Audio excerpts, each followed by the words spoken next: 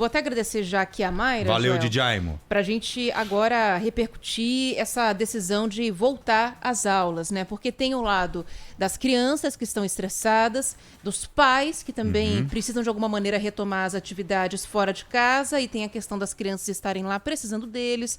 Tem também o preparo das escolas, a estrutura. Então a gente vai repercutir isso aqui no Bora Brasil de hoje. O medo, né, de se mandar as crianças pro colégio. O medo, tem pai também que não está concordando. Alguns estão, outros não. E a gente vai começar a repercussão desse assunto aqui hoje com uma das fundadoras e porta-voz de um movimento chamado Escolas Abertas. É um movimento que está reunindo assinaturas e abriu, inclusive, um processo na Justiça contra a Prefeitura de São Paulo pedindo a retomada das atividades presenciais. A gente está aqui na linha já com a Isabel Lecuyer para falar com a gente. Isabel, obrigada por nos atender. Uma boa tarde para você. Boa tarde, bem-vinda, Isabel. Olá, tudo bem? Boa tarde, gente. Obrigada por receber a gente nesse dia tão importante aí para o nosso movimento. A gente que agradece. É importante porque vocês concordaram com a decisão da Prefeitura, é isso? Então, a gente vê um grande avanço na decisão da Prefeitura, né? A gente ficou muito satisfeito que, apesar dos números que a gente vê da pandemia, a Prefeitura resolveu valorizar a educação como tem que ser, né?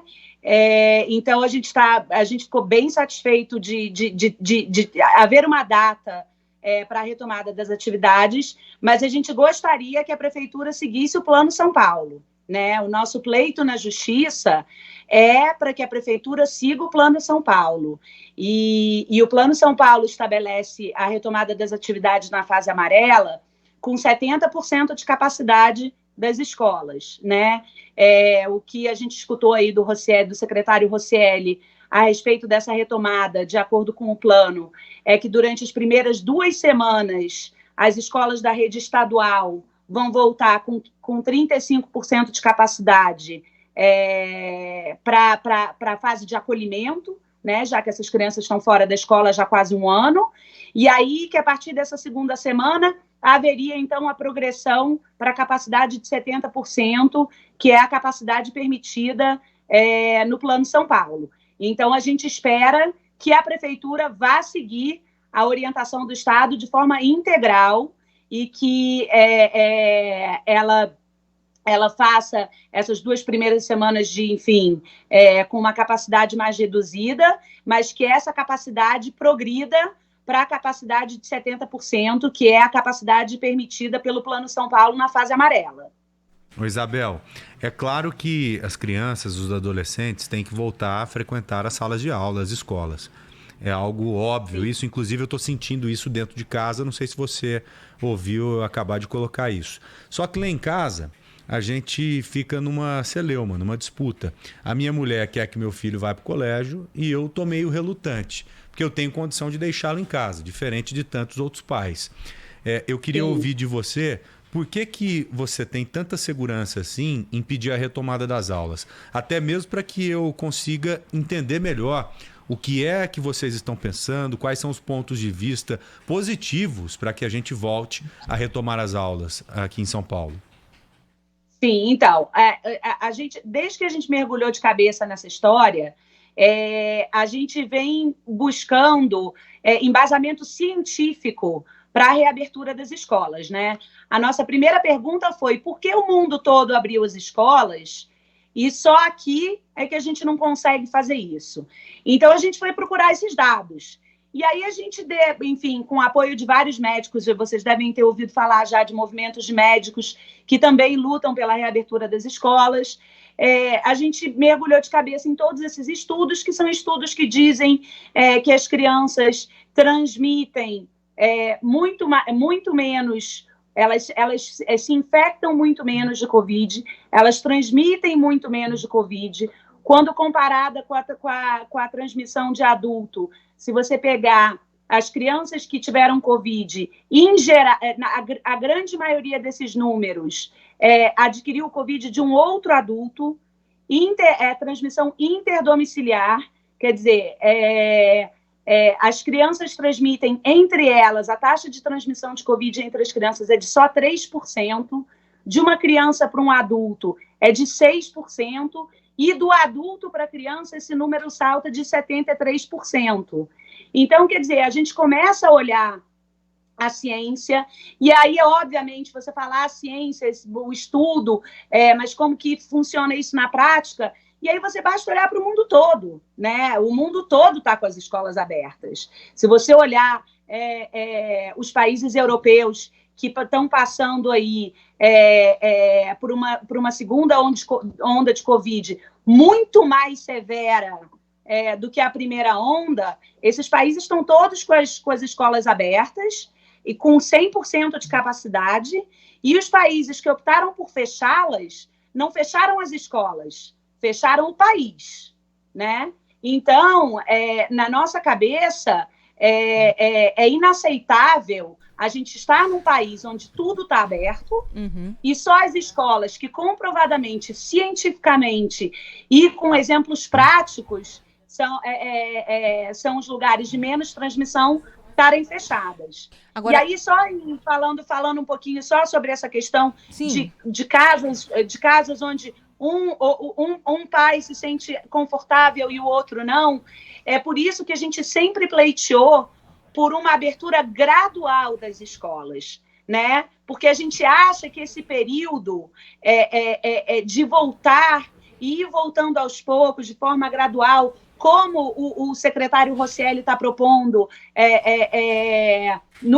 nas escolas estaduais, de vir 2 semanas com uma capacidade um pouco menor, e aí depois dessas 2 semanas aumentar a capacidade, é importante, porque eu acho que isso dá segurança às famílias de que é possível e é seguro se reabrir as escolas com protocolos sanitários. Né? Isabel,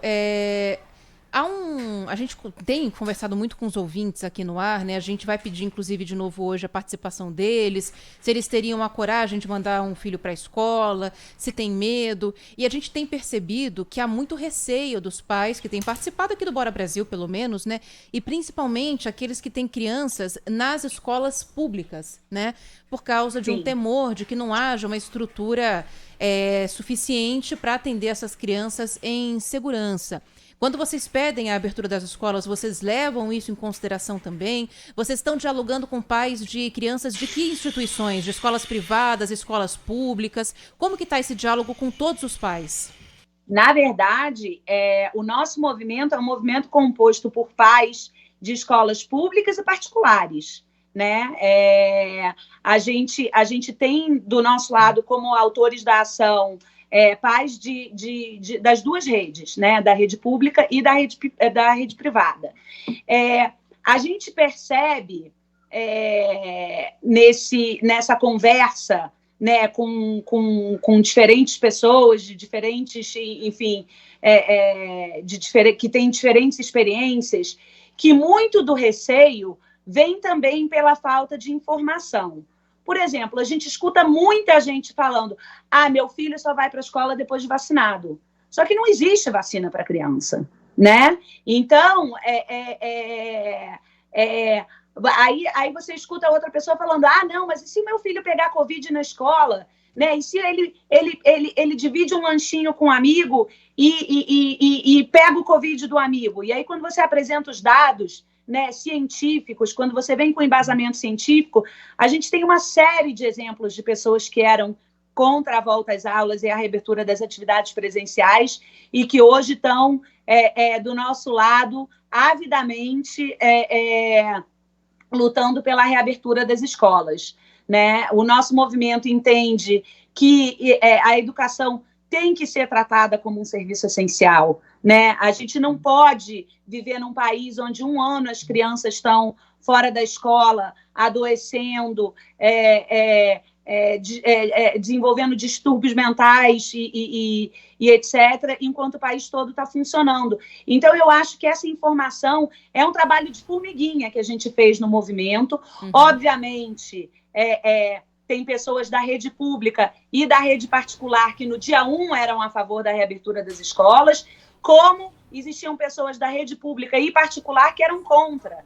E esse foi um trabalho de formiguinha que a gente vem fazendo há muito, quer dizer, desde que a gente começou o movimento, né, desde novembro, mas a gente vê que tem surtido um efeito enorme, né? Hoje nosso manifesto tem mais de 45 mil assinaturas de famílias apoiando a nossa ação judicial, pedindo a retomada das atividades presenciais Sim. na capital, de acordo com o Plano São Paulo, né? Essa retomada gradativa ela é interessante para você ir sentindo a reação.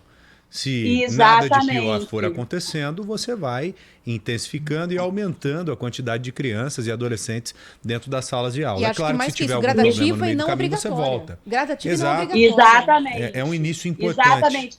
Por isso que a gente insiste nessa proposição do governo do Estado, né, do Plano São Paulo, no sentido de fazer umas 2 semanas iniciais com os 35%, e aí progredir nessa capacidade até os 70%, que é o total autorizado pelo plano na fase amarela, que é a fase que a gente está hoje em dia na capital, né? Verdade.